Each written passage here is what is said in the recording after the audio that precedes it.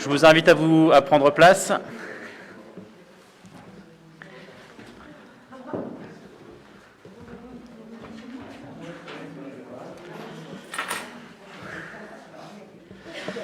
Je vais procéder à l'appel des élus. Madame.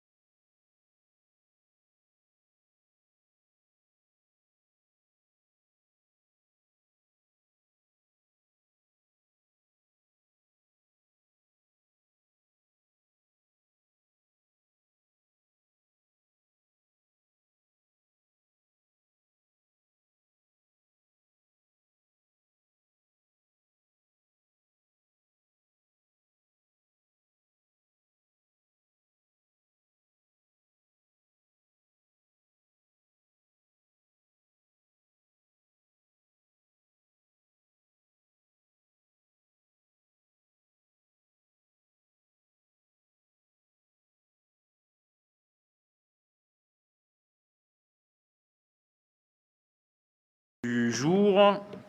Donc, sur le point numéro 1, les informations du maire. Donc, vous en avez lecture, notamment sur la demande de subvention pour l'équipement des écoles en capteur de CO2 et puis une indemnisation de sinistre. Ensuite, en point numéro 2, vous avez l'approbation du procès-verbal de la séance du conseil municipal du 8 juillet. Est-ce qu'il y avait des remarques sur ce procès-verbal? Non. Je vous propose de passer au vote. Est-ce qu'il y a des votes contre? Des abstentions? Adopté à l'unanimité. Point numéro 3, approbation du procès-verbal de la séance du conseil municipal du 30 septembre 2021. Là aussi, oui, monsieur Croquet, pardon. J'avais une petite question. Je vous avais envoyé une demande pour un vœu. Je voudrais savoir où est-ce que c'en est contre le pass vaccinal.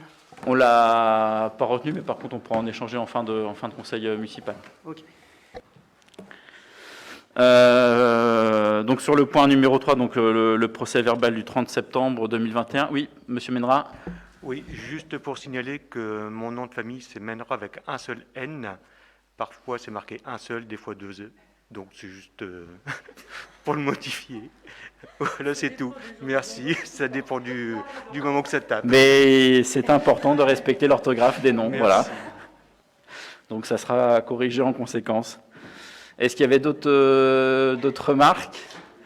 Non, je vous propose de passer au vote. Est-ce qu'il y a des votes contre? Des abstentions? Non. Adopté à l'unanimité, je vous remercie. Point numéro 4, approbation du procès-verbal de la séance du conseil municipal du 30... Ah, pardon. C'est moi qui ai une petite coquille. Du 9 novembre 2021. Est-ce qu'il y avait des remarques sur ce procès-verbal? Non. Je vous propose de passer au vote. Est-ce qu'il y a des votes contre? des abstentions, adopté à l'unanimité. Je vous remercie. Sur le point suivant, donc délibération et modification du règlement intérieur du fonctionnement de l'Art déco, Monsieur Hennequin. Merci, Monsieur le maire. Mes chers collègues, afin d'être au plus près des contraintes spécifiques liées à l'utilisation de l'Art déco, en particulier en termes de sécurité liés aux établissements recevant du public, il vous est proposé de faire évoluer le champ d'application et les modalités de prêt ou de location de l'Art déco. Une actualisation du règlement intérieur régissant le fonctionnement de la structure intègre ces particularités et explicite ces évolutions. Aussi, mes chers collègues, il vous est proposé d'adopter le nouveau règlement intérieur joint en annexe. Est-ce qu'il y avait des remarques sur ce rapport? Non, je vous propose de passer au vote. Est-ce qu'il y a des votes contre? Des abstentions? Non. Adopté à l'unanimité, je vous remercie. Point suivant, point numéro 6. Monsieur Hennequin, modification de tarifs de mise à disposition de l'Art déco. Mes chers collègues, afin d'être au plus près des spécificités relatives à l'utilisation de l'Art déco, il vous est proposé de réviser les tarifs de location de l'Art déco à compter du 4 février 2022 de la manière suivante. Il conviendra d'ajouter les frais annexes, forfait ménage et forfait sécurité, conformément au règlement intérieur, sauf pour les établissements scolaires saviniens. Aussi, mes chers collègues, il vous est proposé d'adopter les nouveaux tarifs d'utilisation, location, mise à disposition de l'équipement Art déco ainsi proposé. Merci. Est-ce qu'il y avait des remarques sur ce rapport? Non. Je vous propose de passer au vote. Est-ce qu'il y a des votes contre? Des abstentions? Adopté à l'unanimité, je vous remercie. Point numéro 7. Dépôt des demandes de subventions exceptionnelles des associations jusqu'au 1er novembre. Monsieur Hennequin. Merci, Monsieur le maire. Mes chers collègues, la ville de Sainte-Savine, par l'attribution de subventions, marque sa volonté d'accompagner et de soutenir le tissu associatif local en lui apportant une aide financière pour la réalisation de ses activités. Afin de renforcer son soutien et appuyer les projets contribuant à la relance de l'activité associative durant la période de crise sanitaire que nous subissons, le dépôt de demande de subvention exceptionnelle au titre de l'année 2022 sera autorisé jusqu'au 1er novembre 2022. Aussi, mes chers collègues, il vous est proposé d'autoriser le dépôt de demande de subvention exceptionnelle jusqu'au 1er novembre 2022, d'autoriser Monsieur le maire à faire les démarches nécessaires et à signer toutes pièces utiles. Merci. Concernant ce rapport, est-ce qu'il y avait des remarques?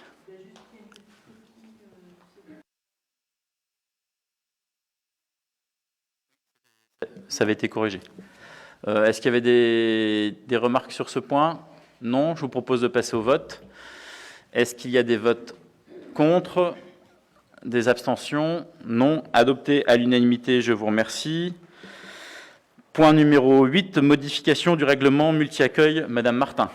Mes chers collègues, merci Monsieur le maire. Mes chers collègues, le règlement de fonctionnement régissant la structure multi-accueil 1, 2, 3 Les Petits Loups doit faire l'objet de quelques adaptations suite à l'évolution de la réglementation et d'un nouvel avis d'agrément émis par la protection maternelle infantile, PMI, le 14 décembre 2021. Les évolutions porteront sur l'adaptation du règlement au dernier avis de la PMI concernant le nombre de places, agréées, oui, c'est sur 2 lignes, la mise à jour du barème national des prestations familiales au 1er janvier 2022. Aussi, mes chers collègues, il vous est proposé d'adopter les modifications au règlement de fonctionnement joint en annexe, d'autoriser le maire à faire les démarches nécessaires et à signer tout document utile. Document utile, il n'y a pas de S. Oh, Merci Michel. Est-ce qu'il y avait des remarques sur ce point, sur ce rapport? Non. Je vous propose de passer au vote. Est-ce qu'il y a des votes contre? Des abstentions? Adopté à l'unanimité, je vous remercie. Point suivant, point numéro 9, demande de subvention pour la construction d'une crèche. Madame Keane. Merci, Monsieur le maire. Mes chers collègues, le maire expose au conseil municipal le projet de créer une crèche de 70 places et un relais petite enfance comprenant des espaces de vie accueillants et confortables, ainsi que des espaces extérieurs qualitatifs et adaptés aux enfants. Cette construction est prévue sur le site de la Maison des Viennes. Le montant estimatif global des travaux s'élève à 5 144 663,51 € hors taxes. Il est proposé de solliciter des subventions auprès de l'État au titre de la DETR ou du FSIL, de la région Grand Est, du Conseil départemental de l'Aube, de Troyes-Champagne Métropole, de la Caisse d'allocation familiale pour connaître l'ensemble des leviers de cofinancement de cette opération. Aussi, mes chers collègues, il vous est proposé de solliciter une subvention la plus élevée possible auprès des organismes financeurs énoncés ci-dessus et d'autoriser Monsieur le maire à faire les démarches nécessaires et à signer toute pièce utile en découlant. Merci. Est-ce qu'il y avait des remarques sur ce point?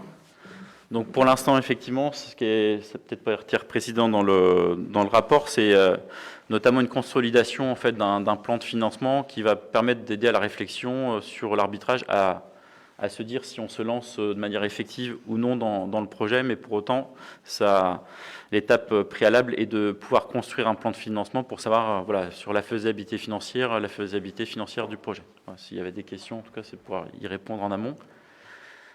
Des questions? Non? Eh bien, je vous propose de passer au vote. Est-ce qu'il y a des votes contre? Des abstentions? Non. Adopté à l'unanimité. Point numéro 10, demande de subvention CVC Bâtiment Dolto. Madame Keane. Oui, si je ne l'allume pas, on ne va pas m'entendre. Merci, Monsieur le maire. Mes chers collègues, le maire expose au conseil municipal la nécessité de réhabiliter thermiquement et électriquement la maison Françoise Dolto, accueillant l'accueil collectif, donc la crèche, et les accueils de loisirs maternels et élémentaires. Les travaux porteront sur les priorités suivantes. Amélioration thermique afin de lutter contre les pics de chaleur en période estivale et d'améliorer le chauffage du bâtiment en hiver tout en le rendant modulable. Sur l'aération, avec la mise en place d'un système double flux moins énergivore. Sur l'amélioration de l'éclairage du bâtiment permettant une homogénéité sur l'ensemble du site pour plus de confort visuel et de sécurité. Et enfin, la remise à niveau électrique avec un dimensionnement adapté à l'usage du bâtiment. Le montant estimatif des travaux s'élève à 474 933 € hors taxe, hors option, et 547 029 € hors taxe avec option. Il est proposé de solliciter des subventions auprès des potentiels financeurs, l'État, la région Grand Est, le Conseil départemental de l'Aube, Troyes-Champagne Métropole, la Caisse d'allocation familiale, des fournisseurs d'énergie au titre des certificats d'économie d'énergie, CEE, et tout autre partenaire pouvant participer au financement de l'opération. Aussi, mes chers collègues, il est proposé au Conseil municipal de solliciter une subvention la plus élevée possible auprès des organismes financeurs énoncés ci-dessus et d'autoriser le maire à faire les démarches nécessaires et à signer toutes pièces utiles en découlant. Merci. Est-ce qu'il y avait des remarques sur ce rapport? Oui. Alors, il y a Madame Zeltz.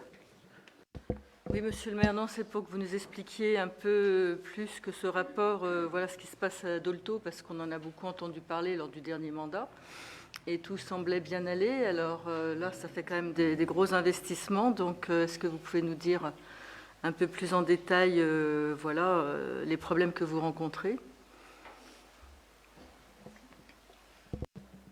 Non. Tu veux prendre la parole ou... Non, bon, après, sinon, on va faire une réponse groupée au pire. Monsieur Croquet? Oui, alors, lors de la commission, on a appris qu'il y avait un devis estimatif en 2017 qui avait été fait pour les mêmes travaux. Et je me demandais pourquoi on n'avait pas fait ces travaux en temps et en heure.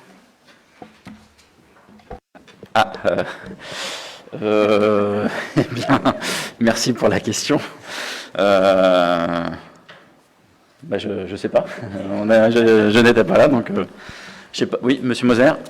Oui, sans tomber dans une polémique stérile et pas très intéressante, Je dois dire qu'effectivement, il y a eu des problèmes qu'on a eus à partir de 2017, qui étaient liés à un contrôle et qui nous a permis de mettre le doigt sur des problèmes techniques. Et je suis ravi d'ailleurs que vous repreniez ce qu'on avait esquissé et déjà travaillé pour que ça se poursuive. C'est indispensable.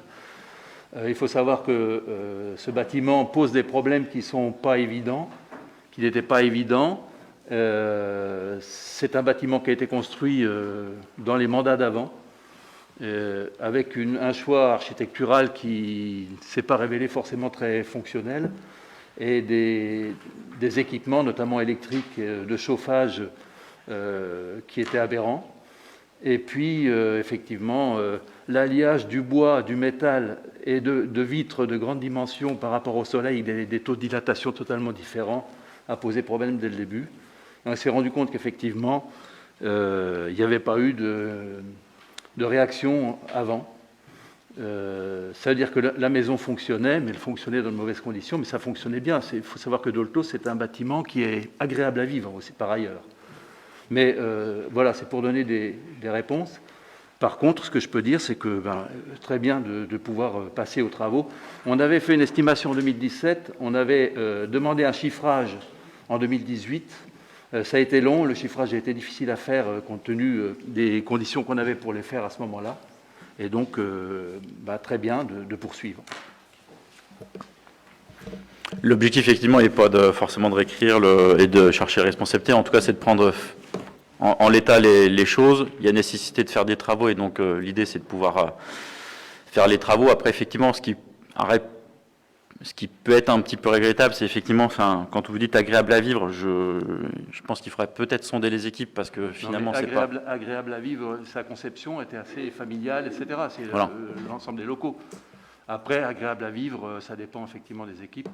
Et donc, d'où l'importance, en fait, si demain on se projette sur autre chose, c'est de pouvoir y associer le plus possible les équipes pour que les aménagements, au-delà du plan architectural, et c'est vrai que quelquefois on voit les bâtiments sur le côté architectural, fonctionnement, et sur le papier ça fonctionne bien, d'où l'importance vraiment d'associer les équipes à la construction de ce type de bâtiments pour que ça soit le plus fonctionnel possible pour les uns et les autres et que ça soit facile à vivre à la fois pour les enfants et notamment les personnels encadrants. D'ailleurs, par rapport à ça, j'ai cru savoir, parce que c'était dans les mandats d'avant, j'ai cru savoir que le choix de l'architecte, c'était un bâtiment qui se voulait novateur dans ce type de structure.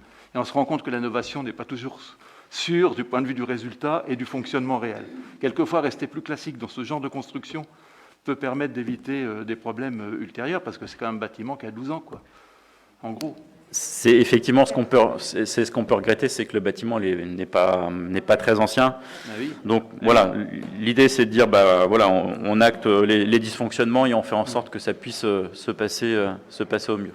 Oui, je donne tous ces éléments de tout à fait bonne foi, de manière quand même à dire que ça suffit pour le genre de réaction et d'étonnement du premier degré qu'on entend de temps en temps, dont le but n'est pas de contribuer à l'avancée des choses. Merci. Merci. Madame Zels. C'est pas de l'étonnement, c'est juste du constat, Monsieur Moser. Parce qu'un bâtiment qui a 12 ans, remettre 500 000 €, je suis désolée, c'est quand même pas une paille. Donc ça mérite quand même des explications. Bon, est-ce qu'il y a d'autres... Juste Monsieur en Dulst. complément de Madame Zels, quand on investit dans sa maison, c'est une quinzaine d'années. C'est l'investissement d'une vie, quoi. On doit essayer dans la gestion d'une commune, d'être dans ces délais d'investissement et pas forcément avoir des sommes importantes à réinvestir au bout de 10 ans. Oui. Voilà, donc on prend acte des choses. Il faut aller vers l'avant et de faire en sorte d'avoir un bâtiment qui soit le plus opérationnel possible, le moins énergivore possible et de régler l'ensemble des dysfonctionnements. Et s'il n'y a pas d'autres remarques sur ce rapport, je vous propose de passer au vote. Est-ce qu'il y a des votes contre? Des abstentions? Adopté à l'unanimité, je vous remercie. Point numéro 11. Convention de viabilité hivernale, Monsieur Blanchot. Merci, monsieur le maire. Mes chers collègues, chaque année, du 15 novembre au 15 mars, notre commune active un plan d'intervention de viabilité hivernale qui a pour objet de faire face aux intempéries et aux rigueurs de la saison hivernale sur notre territoire. Cela permet d'organiser et de coordonner les actions à engager sur les voiries, trottoirs et espaces communaux, publics et privés, de la collectivité, hors parc du Grand Troie. La première mise en œuvre d'un service partagé avait été planifiée par délibération du 19 décembre 2012 afin d'adopter une convention de service partagé avec 3 Champagne Métropole. La ville souhaite poursuivre ce service partagé pour la période s'étendant du 15 novembre 2021 au 15 mars 2022.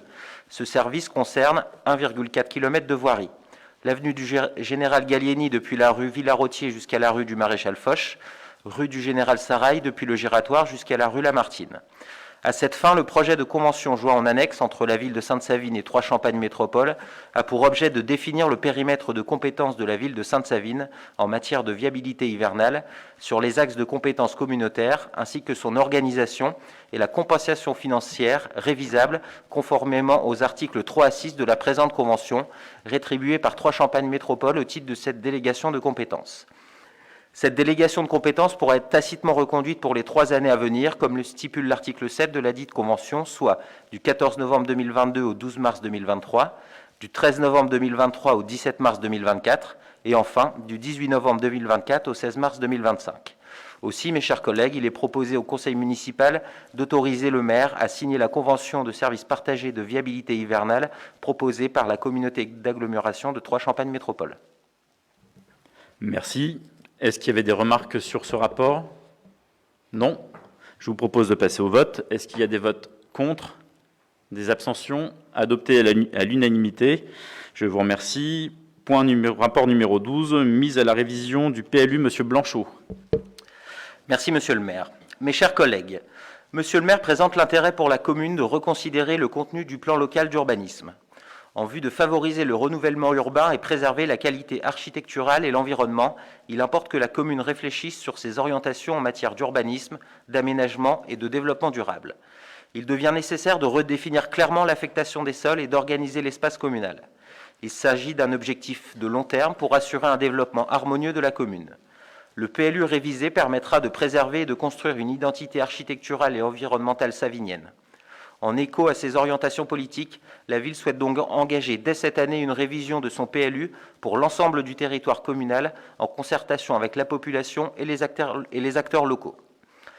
Monsieur le maire précise que l'article L103-2 du Code de l'urbanisme prévoit que la procédure de révision du plan local d'urbanisme doit faire l'objet d'une concertation associant pendant toute la durée de l'élaboration du projet les habitants, les associations locales, les opérateurs économiques et toute autre personne concernée. Il y a lieu d'indiquer les objectifs poursuivis par la mise en œuvre de cette procédure, ainsi que les modalités de la concertation. Monsieur le maire propose, dans ce cadre, que soient assignés à la procédure de révision les objectifs suivants. Adapter les orientations et dispositions du PLU aux exigences législatives récentes. Mettre en cohérence le PLU avec l'évolution du contexte supracommunal, SCOT, PLH. Prendre en considération le projet de territoire 2020-2026, initié par l'équipe municipale en place depuis 2020.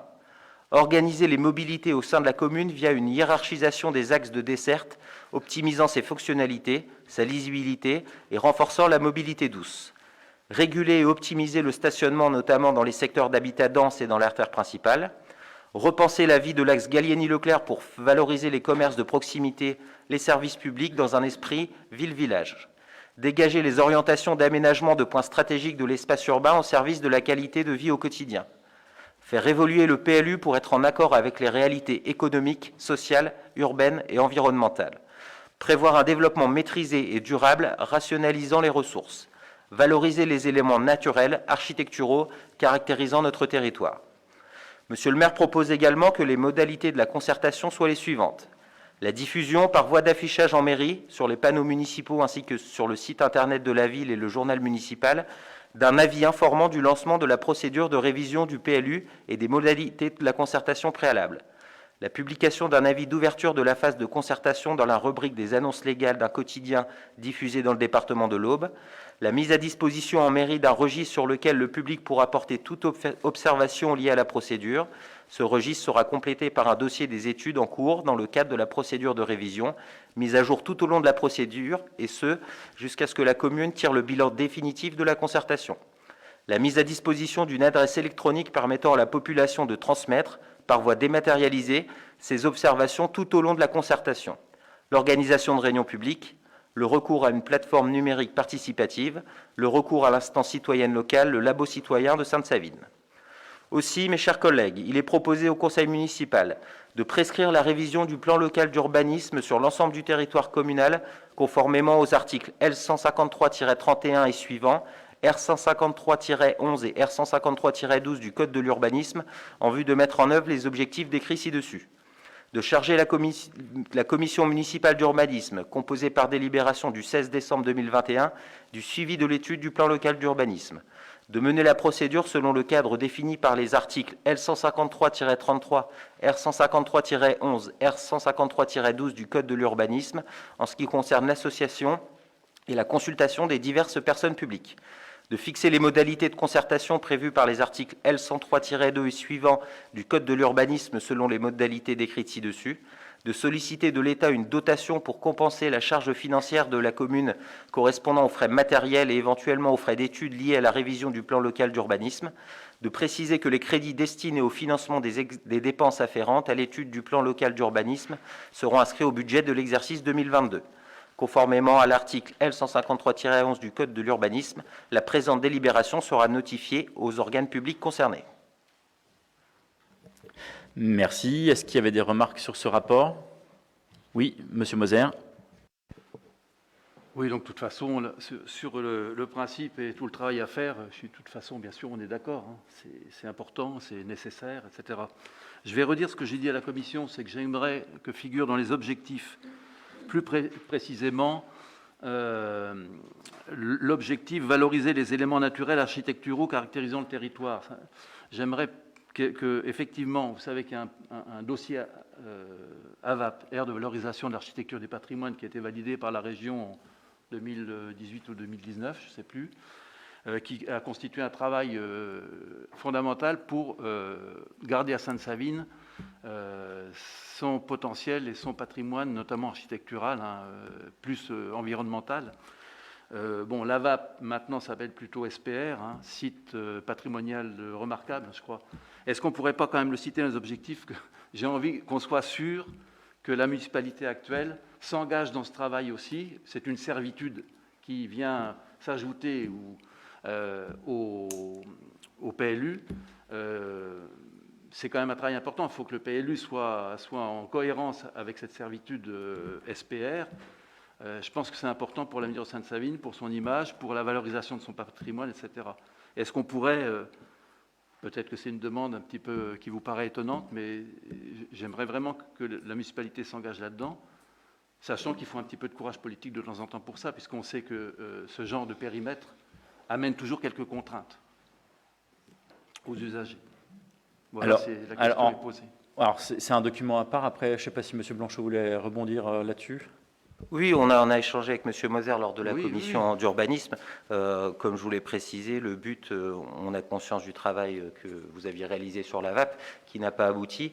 Ça va se transformer en SPR, comme vous l'avez indiqué, site patrimonial remarquable. Après, dans les éléments qu'on propose, on note bien la valorisation des éléments architecturaux caractérisant le territoire. Donc ça englobe aussi cette finalité. Et donc on s'appuiera sur le travail qui avait été réalisé aussi par les services sur la VAP, qui n'a pas abouti. Là, le but, c'est vraiment de remettre en ordre tous nos documents d'urbanisme pour qu'ils coïncident aussi entre eux, comme je vous l'avais précisé lors de la commission. Donc voilà, ça englobe vraiment valoriser les éléments architecturaux. On pense bien sûr mettre à entre parenthèses AVAP ou SPR. Oui, après, comme on va solliciter un nouveau cabinet pour nous accompagner, enfin voilà, on travaillerait avec lui en amont. Et comme c'est précisé dans la délibération, la commission urbanisme de la municipalité sera chargée aussi du suivi du dossier. Donc on pourra alimenter ça au fil de l'eau, il n'y a pas de difficulté.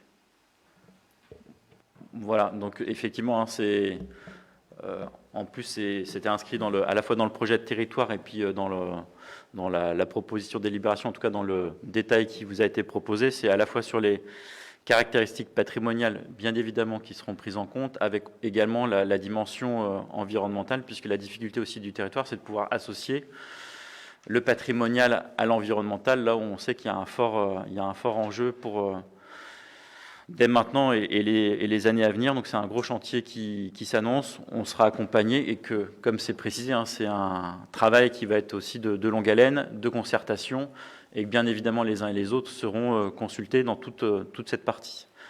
Oui, Monsieur Dulst. Oui, Monsieur le maire, vous parlez d'évolution du contexte supracommunal aussi. Donc la part de TCM dans l'évolution de notre PLU sera... Est-ce qu'il y aura une consultation des communes limitrophes? Y a-t-il dans le PLUI une évolution qui va... Alors, bien évidemment, en fait, quand on dit aussi, ça s'est évoqué aussi dans le travail, c'est que bien évidemment, c'est pas réfléchir que infra-territorial, c'est dire aussi comment on envisage notre territoire par rapport aussi à son environnement, et son environnement englobe les communes à proximité. On a également une réflexion avec l'extension du parc du Grand 3, donc il y a toutes ces choses-là qui nécessitent une réflexion, et sans doute une réflexion quelquefois un petit peu plus rapide sur certains points.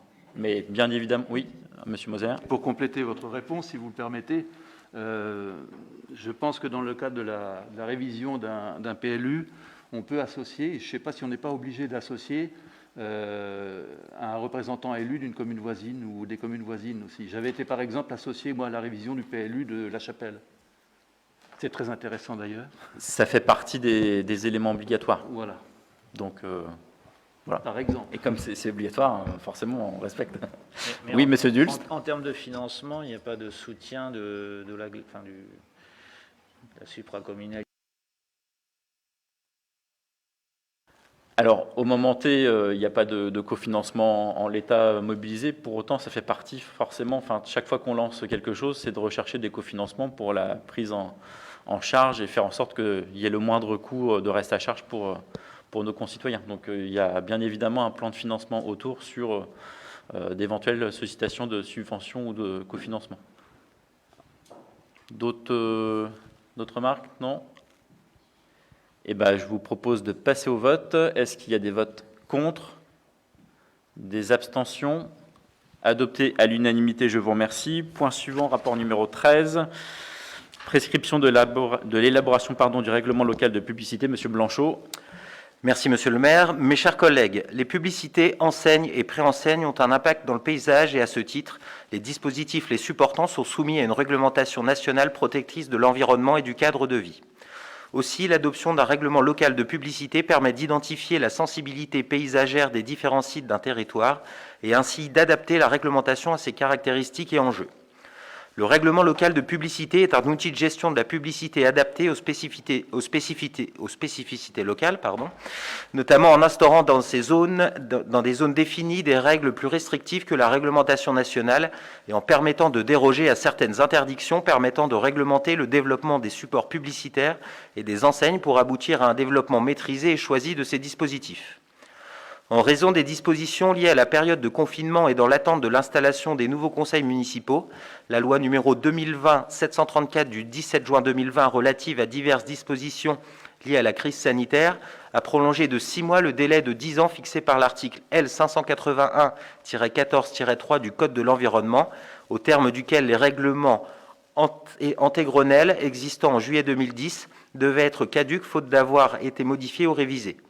La caducité du règlement local de publicité intercommunale intervenu dans ce cadre a entraîné le retour aux règles nationales, générant l'assouplissement des possibilités d'installation des publicités et enseignes et la suppression de certaines dérogations à des interdictions légales de publicité. Elle a également eu pour effet le transfert automatique au préfet de la compétence en matière de police de l'affichage, autorisation, intervention à l'encontre des dispositifs irréguliers.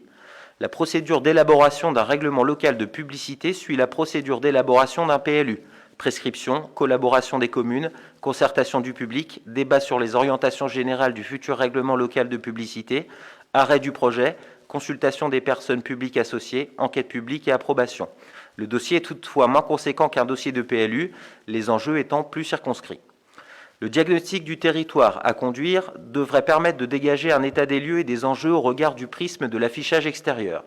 Une attention particulière devra être portée sur le paysage remarquable et sur la richesse architecturale du territoire. Dans ce contexte, les objectifs de l'élaboration du règlement local de publicité sont les suivants. Élaborer un règlement local de publicité en compatibilité avec les évolutions du cadre législatif et réglementaire en termes de publicité et d'enseigne. Mettre en cohérence le futur règlement local de publicité avec le plan local d'urbanisme révisé. Limiter l'impact des dispositifs publicitaires afin de préserver les qualités paysagères et architecturales de Sainte-Savine, notamment son centre historique, par la réduction du format, densité, nombre et taille des enseignes et dispositifs publicitaires par rapport aux prescriptions du Règlement national de publicité, l'instauration de règles plus strictes pour les dispositifs installés directement au sol, drapeaux, chevalets, impactant fortement le paysage en centre-ville, notamment pour préserver l'accessibilité de l'espace public aux personnes à mobilité réduite. Le renforcement des règles concernant les enseignes et publicités temporaires installées sur les propriétés privées et le domaine public. Limiter la pollution visuelle et nocturne et développer la sobriété énergétique des dispositifs lumineux. Intégrer les évolutions urbaines de la commune. Maintenir l'attractivité de la commune par la prise en compte des besoins spécifiques en matière de dispositifs publicitaires pour les activités économiques, touristiques et les manifestations culturelles et sportives ou autres. Les modalités de la concertation seront mises en œuvre jusqu'au bilan de la concertation afin de permettre d'associer à la démarche et de sensibiliser les habitants, les associations intéressées, les autres personnes concernées, dont les acteurs économiques du territoire et les professionnels de l'affichage et de l'enseigne. Aussi, mes chers collègues, il est proposé au conseil municipal de prescrire l'élaboration du règlement local de publicité qui couvrira l'ensemble du territoire, d'approuver les objectifs poursuivis par l'élaboration du règlement local de publicité comme exposé ci-avant, de définir les modalités de la concertation préalable conformément aux dispositions des articles L103-2 à L103-6 du Code de l'urbanisme tel qu'exposé précédemment, d'autoriser Monsieur le maire à signer tout acte et contrat relatif à cette procédure, d'autoriser Monsieur le maire à prendre toutes les mesures et actes nécessaires à l'exécution de la présente délibération. Merci. Oui, Madame Zeltz. Oui, merci Monsieur le maire. On en a parlé en commission urbanisme. Ce rapport est complémentaire du précédent et c'est vrai que c'est important que la ville ait la main sur la réglementation qui concerne la publicité et notamment la police municipale qui est en droit de la faire respecter. Donc effectivement, c'est tout à fait cohérent. Merci beaucoup. D'autres remarques? Non? Je vous propose de passer au vote. Est-ce qu'il y a des votes contre? Des abstentions? Adopté à l'unanimité, je vous remercie. Rapport numéro 14, convention de mise à disposition d'emplacement par la ville de Sainte-Savine à Atmo Grand Est pour une station de mesure de la qualité de l'air. Monsieur Blanchot. Merci Monsieur le maire. Mes chers collègues, la commune met à disposition d'Atmo Grand Est une superficie de 10 mètres carrés environ sous le préau de l'école Jules Ferry destinée à recevoir une station de mesure de la qualité de l'air. La présente convention est consentie pour une durée indéterminée et à titre gratuit, sachant que la mairie de Sainte-Savine a autorisé Atmo Grand Est à implanter la station de mesure dès le 26 janvier 1999. Aussi, mes chers collègues, il est proposé au conseil municipal d'approuver les termes de la convention jointe à la présente, d'autoriser Monsieur le maire à faire les démarches nécessaires et à signer la convention jointe en annexe. Merci beaucoup. Oui, Madame Zeltz. Comme c'est dans la cour d'une école, est-ce qu'il pourrait y avoir en même temps une action pédagogique sur la qualité de l'air ou est-ce que vous pouvez vous en servir comme d'un outil? Excusez-moi. Après, de toute manière, sur ces actions de sensibilisation à la qualité de l'air, ce n'est pas propre forcément à la présence du capteur que ça sera fait. Pour le coup, c'est plutôt des choses de manière plus générale. Après, l'équipement en tant que tel, honnêtement... voilà, ça peut être intéressant, mais on ne voit pas forcément le résultat en tant que tel. Mais bien évidemment, c'est des actions qui sont prévues notamment dans le cadre à la fois du développement durable et de la mission, de la chargée de mission transition écologique. D'autres remarques? Non? Eh bien, je vous propose de passer au vote. Est-ce qu'il y a des votes contre? Des abstentions? adopté à l'unanimité, je vous remercie. Rapport numéro 15, déplacement du coffret de commande d'éclairage public situé dans le sous-sol de la crèche 1, 2, 3 Soleil. Monsieur Blanchot. Merci, monsieur le maire.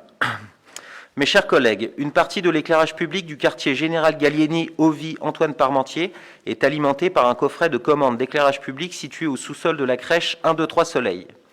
La situation de cette commande impose à l'entreprise en charge de la maintenance de l'éclairage public à Sainte-Savine et mandatée par le syndicat départemental de l'énergie de l'Aube d'intervenir dans les locaux de la ville. Toute intervention est donc impossible en période nocturne, sans solliciter l'intervention supplémentaire du service d'astreinte de la ville. Il est donc proposé de déplacer ce coffret de commande et de l'implanter sur le domaine public. Les travaux précités incombent au SDEA.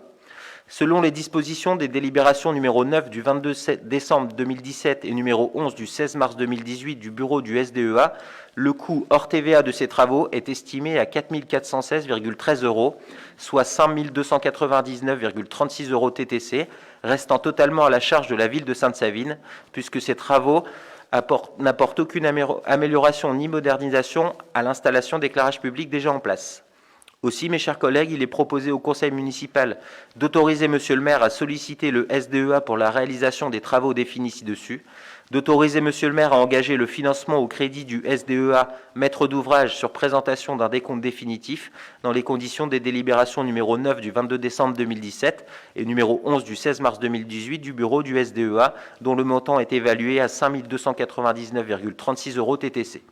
De s'engager à inscrire au budget correspondant les crédits nécessaires, de préciser que les équipements d'éclairage public précités, propriété de la ville, seront mis à disposition du SDEA en application de l'article L. 1321-1 du Code général des collectivités territoriales, de proposer d'attribuer un fonds de concours au syndicat départemental d'énergie de l'Aube pour financer l'opération. Merci beaucoup. Est-ce qu'il y avait des remarques sur ce rapport? Non. Je vous propose de passer au vote. Est-ce qu'il y a des votes contre? Des abstentions? Adopté à l'unanimité, je vous remercie. Rapport numéro 16, modification de l'organisation des services municipaux. Donc effectivement, l'organigramme donne un cadre aux collaborateurs et définit leur place dans l'institution. Outil de gestion, il permet d'ajuster l'organisation aux individus et de définir les relations hiérarchiques. En écho avec le projet de territoire 2020-2026 et pour répondre aux enjeux de développement, d'aménagement du territoire et de pérennisation des services publics au bénéfice des habitants, il convient donc d'ajuster l'organisation de certains services. Cette nouvelle organisation est issue d'une réflexion concertée avec les services. Elle a pour finalité de satisfaire un service public en perpétuel mouvement, de répondre à des missions légales et plus largement de satisfaire les besoins de la population et d'optimiser l'organisation du travail des agents. C'est donc pour répondre à ces nécessités de service public, pour l'améliorer parce que notre organisation conditionne l'action même de la collectivité qu'elle vous est présentée. Pour contenir la charge salariale et donc la dépense publique, la mobilité interne est privilégiée. Parallèlement, tout départ en retraite ou mobilité d'agents vers une autre collectivité ou pour convenance personnelle a déjà permis et permettra encore de créer des opportunités RH pour la ville, en recrutant par exemple de nouveaux profils qui répondent à de nouveaux besoins, en ne remplaçant pas des agents lorsque les besoins de services publics viennent à s'amoindrir ou lorsque le recours à de la prestation extérieure paraît plus opportun. Cette stratégie a déjà permis de gagner en efficacité, de répondre à nos missions de service public et de contenir la dépense RH, puisqu'en 2020 et 2021, la charge salariale était moindre par rapport à 2018 et 2019, à effectifs pourtant constants. Vu l'avis favorable du comité technique réuni le 26 janvier 2022, aussi, il vous est proposé 1. D'adopter le nouvel organigramme de la ville de Sainte-Savine, joint à la présente délibération. 2. Dire que monsieur le maire et le directeur général des services sont chargés, chacun en ce qui les concerne, de prendre toute mesure en vue de l'exécution de la présente délibération. Est-ce qu'il y avait des remarques sur ce rapport? Non. Je vous propose de passer au vote. Est-ce qu'il y a des votes contre? Des abstentions? Adopté à l'unanimité, je vous remercie. Rapport numéro 17, actualisation du tableau des emplois, monsieur Huard. Merci, monsieur le maire. Mes chers collègues, il appartient au conseil municipal de fixer l'effectif des emplois nécessaires au fonctionnement des services. En écho à la réorganisation des services et aux enjeux de cadre de vie et d'aménagement du territoire, Il convient de créer un poste de responsable de la régie aménagement du territoire qui regroupera les agents des services espaces verts et propreté urbaine.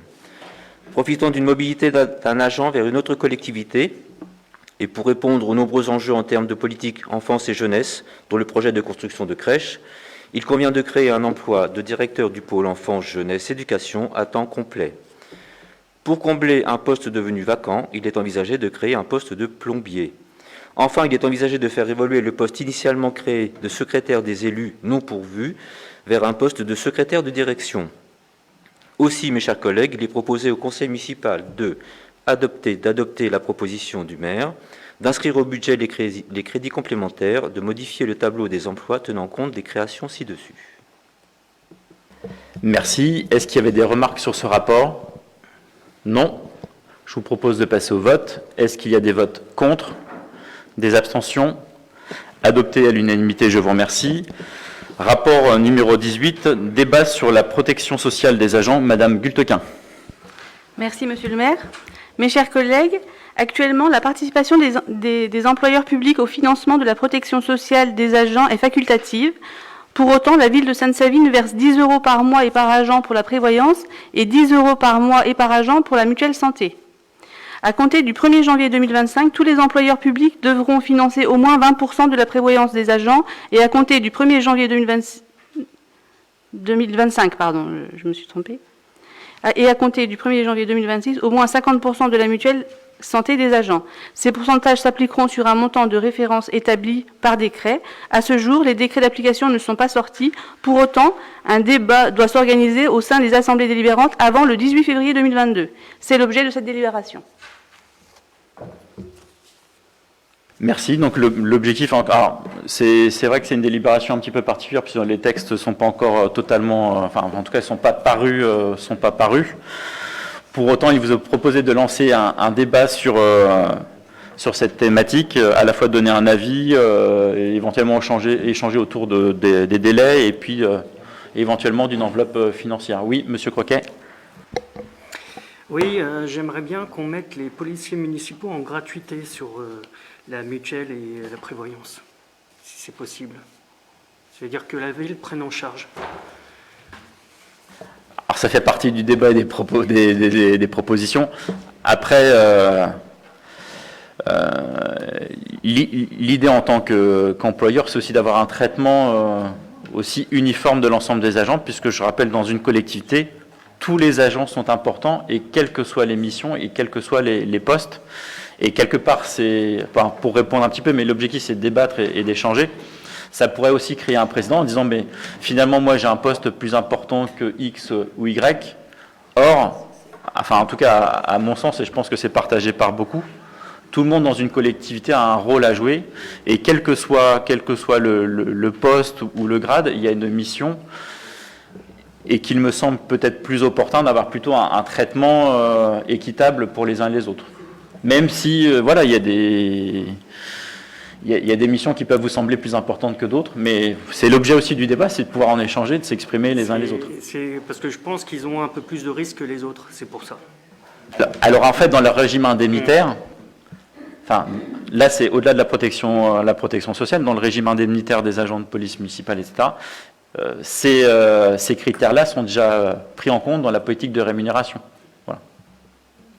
Après, je ne sais pas s'il y a d'autres points que vous souhaitez échanger. Enfin, l'objectif, c'est d'échanger sur ce point-là. Donc, pas d'autres de remarques, d'échanges. Alors après, voilà, on est quand même sur un espèce d'entre-deux, puisqu'on nous demande de pas nous positionner, mais d'avoir ce débat alors que les textes ne sont pas parus. Bon, on respecte la lettre des textes. Après, je sais qu'il y a quelques collectivités qui passent outre l'objectif des débattre, et je pense que ça reviendra aussi. L'idée aussi, c'est dès qu'on aura peut-être les textes, il y aura peut-être aussi d'autres échanges sur cette thématique.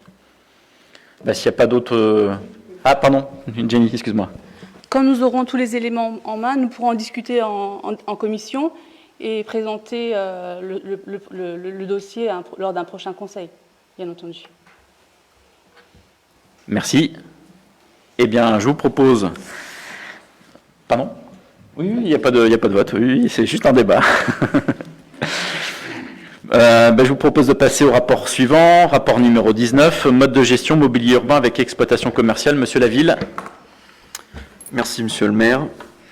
La commune de Sainte-Savine organise sur son territoire l'implantation de mobilier urbain avec une exploitation commerciale à des fins publicitaires. Compte tenu de l'expertise et des qualifications spécifiques requises pour assurer l'exploitation d'une telle mission, la commune souhaite, en application de la réglementation en vigueur, en déléguer l'exercice tout en conservant le statut d'autorité organisatrice du service. Un contrat public prend la qualification de contrat de concession dès lors que l'attributaire se voit transférer un risque lié à l'exploitation des ouvrages à installer, et étant donné que la rémunération de l'exploitant par les seules recettes publicitaires tirées de l'exploitation des mobiliers constitue un risque au sens rappelé ci-dessus, et en l'absence de stipulation prévoyant la prise en charge des pertes par la collectivité. La commune envisage donc mettre en œuvre une procédure de délégation de services publics répondant à ces critères. Ainsi, mes chers collègues, il est proposé au conseil municipal d'approuver le principe de la gestion déléguée sous la forme d'une délégation de services publics pour l'installation et l'exploitation du mobilier urbain avec une exploitation commerciale, d'autoriser monsieur le maire à engager et conduire la procédure de délégation de services publics et d'inviter monsieur le maire à effectuer toutes les formalités de publicité, transmission et notification requises pour l'exécution de la présente délibération.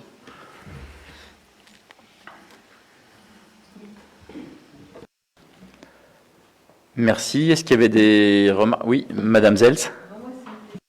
Et quel type de mobilier? C'est des panneaux, grands panneaux publicitaires? C'est quoi? Il y a tout un panel, hein, dont notamment les abris voyageurs. Enfin, il y a un certain nombre, nombre de choses. On parle pas de, comment dirais-je. C'était quoi que vous envisagiez? Je ne sais pas, justement, je vous pose la question. Vous aviez en fait, c'est le mobilier urbain, pas dit classique, mais c'est ce qu'on peut entendre de mobilier urbain dans une ville. Donc voilà, c'est souvent essentiellement ce qui est identifié, c'est les abris voyageurs, notamment les arrêts de bus. Après, ça peut être aussi tout ce qui est ça peut être les sucettes, ça peut être comme on voit à Troyes, enfin, ça peut être les sucettes avec des infos sur tout à fait. Les spectacles, enfin des choses comme ça. C'est ça, c'est tout ce qu'on a quelque part là-dessus, voilà, tout ce qui est mobilier urbain avec une vocation d'exploitation commerciale. Parce que les grands panneaux d'information, ceux-là, ils en dépendent aussi, qui existent actuellement? Non, pardon, oui. Oui, ça faisait partie en fait de l'ensemble des, comme disait Monsieur le maire, donc il y avait les abris voyageurs et puis il y avait ce qu'on appelle les sucettes de co, en fait nous c'est des planimètres, et puis il y avait également les panneaux actuellement électroniques lumineux dont la technologie arrive un petit peu en fin de vie, et l'idée c'était de passer sur d'autres supports, notamment numériques, qui permettaient d'avoir une information immédiate, parce que du coup l'avantage de ces panneaux lumineux c'est qu'on peut avoir une information tout de suite, contrairement aux panneaux aux affichages dans les abris voyageurs qui nécessitent du coup une impression, une installation qui est un petit peu plus longue et des délais de réactivité qui sont plus conséquents, mais d'avoir quelques outils pour mailler suffisamment le territoire pour diffuser une information à la fois rapide et efficace à destination des habitants. Merci, voilà, c'était l'explication que je souhaitais. Il avait en particulier à la fois M. Blanchot et M. Bernier avaient suivi ce dossier qui nécessitait d'être revu et d'être réactualisé. Est-ce qu'il y avait d'autres remarques? Ah non, pardon, j'ai cru que vous leviez la main. Attention.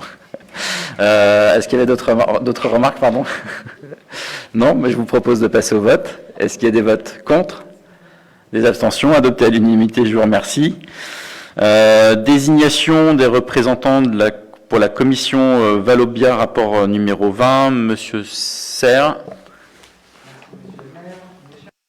Par arrêté préfectoral, la société Valobia a été autorisée à exploiter une unité de valorisation énergétique UVE située rue Jacquard, zone industrielle des Prés de Lyon, sur le territoire communal de la commune de La Chapelle-Saint-Luc. En application des dispositions du 2 de l'article L125.1 du Code de l'environnement, le préfet institue pour cette installation une commission de suivi de site dite CSS. Cette commission a pour mission de créer un cadre d'échange et d'information sur les actions menées par les exploitants, de suivre l'activité et de promouvoir l'information du public. La commune de Sainte-Savine, se trouvant dans un rayon de 3 km autour du site de l'incinérateur, un représentant de la commune est appelé à siéger au sein du collège des collectivités territoriales ou d'établissements publics de coopération intercommunale concernés. Ainsi, mes chers collègues, il est proposé au conseil municipal de désigner un membre titulaire et un membre suppléant pour siéger pour une durée de 5 ans au sein de la commission de suivi de site de l'UVE Valobia. Pardon, merci. Je vous proposais, et on peut faire aussi un appel à candidature, donc en titulaire, nous vous proposions la candidature de M. Blanchot, mais s'il y avait d'autres candidats sur ce poste de titulaire. Et puis je vous propose un vote à main levée, bien évidemment, si vous en êtes d'accord. Tout le monde est d'accord pour un vote à main levée? Pas d'objection. Donc la candidature de M. Blanchot en tant que titulaire. Est-ce qu'il y a des votes contre? Pardon? Ah, ben d'abord, oui, phase titulaire, ensuite suppléant. Voilà. Donc M. Blanchot donc en titulaire. Voilà. Donc est-ce qu'il y a des votes contre? Des abstentions, adoptées à l'unanimité. Et donc en poste de suppléant, nous vous proposions la candidature de Valérie Thiédrez. Est-ce qu'il y avait d'autres candidatures en termes de suppléance? Non. Ben, je vous propose de passer au vote. Donc est-ce qu'il y a des votes contre? Des abstentions? Adopté à l'unanimité, je vous remercie. Rapport suivant, rapport numéro 21, budget participatif 2022, M. Bernier. Merci Monsieur le maire. Dans sa politique de démocratie locale, l'équipe municipale a initié en 2021 des budgets participatifs. Il s'agit d'un dispositif démocratique permettant aux habitants non élus de proposer puis de choisir des projets d'intérêt général pour la commune dans une enveloppe budgétaire définie. Pour l'année 2022, le calendrier de déploiement des budgets participatifs, joint en annexe, permettra la réalisation des projets dès le second semestre. Pour cela, il est nécessaire d'attribuer dès à présent une enveloppe de 15 000 €. Parallèlement, les budgets participatifs ont été amorcés en fin d'année 2021 et les projets proposés par les habitants seront réalisés début 2022. Les crédits inscrits au budget 2021, 4 000 € pour rappel, n'ont donc pas pu être consommés l'année dernière. Exceptionnellement pour cette année, il vous est proposé de mobiliser sur le budget 2022 4 000 € pour réaliser les projets de l'année N-1. Au total, une enveloppe de 19 000 € sera inscrite au budget d'investissement au titre des budgets participatifs. Pour les encadrer, un règlement antérieur a été rédigé. Il détaille notamment les modalités de mise en œuvre des projets, leur dépôt, le vote des habitants et leur réalisation.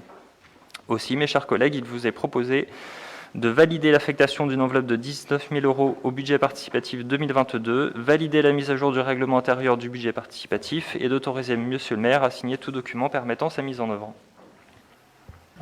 Merci. Est-ce qu'il y avait des remarques sur ce rapport? Oui, Monsieur Ménera.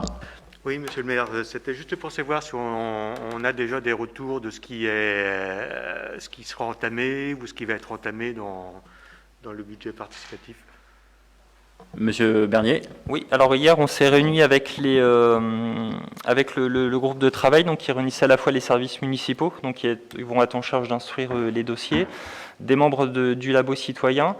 L'idée, c'était on a eu 8 propositions dans le cadre des budgets participatifs de l'année dernière, et puis là, c'était de vérifier s'ils étaient recevables. Donc là, il y en a 4 qui ont été retenus, et puis dans les prochaines semaines, en fait, on va chiffrer un petit peu tous ces projets-là pour savoir un petit peu où on va. Et dans cette enveloppe restreinte donc des 4 000 €, les habitants seront invités à choisir. Donc soit par exemple 2 projets à 2 000 € ou un projet à 4 000 €. Et on aura la possibilité du coup de donner aux habitants la possibilité de se positionner sur l'un de ces projets. Et pour la campagne des budgets participatifs de 2022, ça sera du 1er au 15 mars, donc comme il est notifié dans le règlement, que pareil, on va refaire en fait le même procédé. C'est-à-dire dans une première phase, il y aura les idées qui seront transmises par les habitants, une phase d'analyse des projets, une autre phase de validation, et puis après la réalisation des projets sur la fin d'année. Oui, Madame Zels. Est-ce qu'on aura un retour des actions au conseil municipal? Oui, bien sûr. Oui, c'était prévu. Ouais, c'était prévu. Merci. D'autres remarques? Non? Je vous propose de passer au vote. Est-ce qu'il y a des votes contre? Des abstentions? Adopté à l'unanimité, je vous remercie. Un vœu avait été transmis par M. Croquet, mais il a été décidé de ne pas le soumettre à l'ordre du jour du conseil municipal. C'était sur comment dirais-je, un questionnement, en tout cas un vœu autour du pass sanitaire. Et on sait que c'est des sujets qui font débat sur le plan national. Et ce n'est pas forcément le lieu d'une instance telle que la nôtre de débattre de ces sujets. C'est la raison pour laquelle on l'a pas mis à l'ordre du jour. Alors, je vous laisse intervenir de manière exceptionnelle là-dessus. Allez-y, Monsieur Croquet. Moi, je pense au contraire qu'on est bien là pour en débattre, parce que ça concerne même nos citoyens. On est là pour parler des sujets municipaux. C'est un sujet plutôt qui est polémique, et l'idée aussi du conseil municipal, c'est certes de faire du débat, mais pour autant c'est d'être aussi sur de la construction, et ce n'est pas à notre échelle que nous validons les orientations nationales, et on a bon espoir que très vite nous ne serons plus soumis à ces contraintes sanitaires. Voilà, l'ordre du jour étant épuisé.